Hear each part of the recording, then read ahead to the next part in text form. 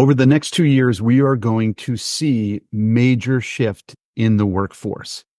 Let's talk about it. Hey everyone, this is Anthony Onesto, and this is my Burn the Box drop for this week. This week, the blue collar boom. I am predicting a blue collar boom in job over the next couple of years. Let's dive into some of the numbers here. Early in the 20th century, dominantly manual labor, blue collar jobs, primarily focused in manufacturing, mining, construction. It was actually 31% of total non-farm employment by 1970s. Then what we saw from 2000 to 2010, dot-com boom, technology boom, a sharp decline. We also saw globalization and a lot of those manufacturing and manual labor jobs being shipped overseas. And we saw a huge decline, and it was because of globalization. Automation had a big piece of this, and the Great Recession in 2008. Recent trends, we're starting to see a rebound of these roles. In fact, if you look at the ADP employment numbers every month, you see that construction, manufacturing, retail, these jobs are actually increasing while more of the white collar jobs are decreasing. White collar jobs in the same century, we saw a rise of white collar jobs, particularly in the clerical and administrative roles. And they outnumbered actually blue collar jobs by 1950. In the mid to late 20th century, we saw the shift from manufacturing to service orientation. And then of course, during the dot-com boom and bust to technology type jobs. But recently we've seen notable layoffs in technology and finance that is actually reducing the amount of white collar jobs, and a lot of reasons why the blue collar jobs are starting to surge. So how do we think about these things? Well, globalization obviously had a huge impact, and it's actually having an impact again. If you're a fan of Peter Zeihan, his book, The End of the World is Just the Beginning, what he talks about is the demographic collapse. And you're starting to see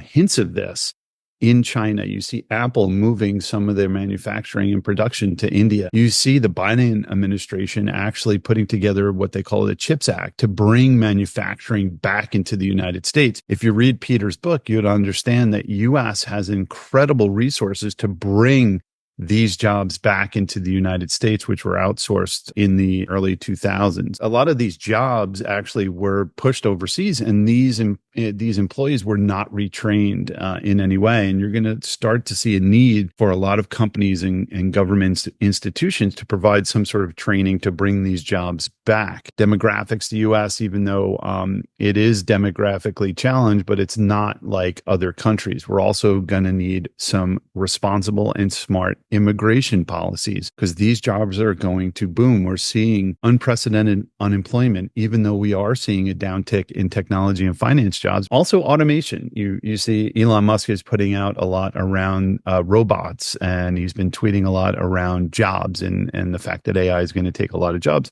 I think he's absolutely right. We're starting to see some drone activity in China. What the collapse in China that Peter is predicting is not only a labor issue, which it is, it's also a consumption issue. A lot of folks are becoming older, they're consuming less, they're saving more. And I also think remote work has had an impact on all of that. So what do we see? And what can you do as an employer, as a leader within a company? Well, first is invest in training and upskilling. You have to start prioritizing these things to equip workers with skills to adapt to all these new technologies and these industry demands. If you're in an investment group or a private equity group, you really need to think about how, if you are putting your bets into manufacturing, how are we going to get the resources into these companies? Embrace automation. You have to start thinking about what can be automated. And a lot has been told about Amazon's automation. Spatial recognition is going to be a really huge impact around robotics here. So really embracing that automation. Provide vocational education. That was recently posted that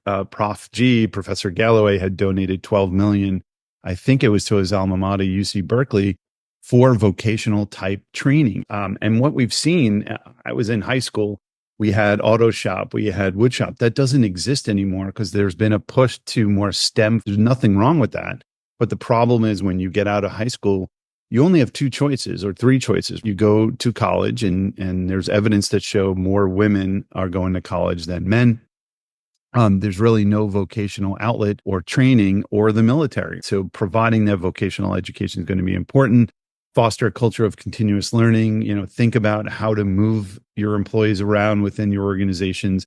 And then, of course, the manufacturing reshoring. We're seeing this already with the CHIPS Act. There's going to be a flood of manufacturing jobs. Some of them are going to be regular manufacturing jobs. Some of them are going to be more sophisticated around chip manufacturing. And we're going to start seeing that. So I predict in the next 1 to 2 years, a boom in this sector. And so if you're an investor, you're a leader, you're looking for employment, this is a really interesting sector that was once a sector that you wouldn't touch because a lot of these roles, a lot of the jobs were being outsourced, but a lot of that is coming back into the United States. So we really need to think about, this shift from a people perspective. What do we need to do? What do leaders need to do? And how can we get government involved in this next boom? That's my quick drop for this week. We'll see you next time.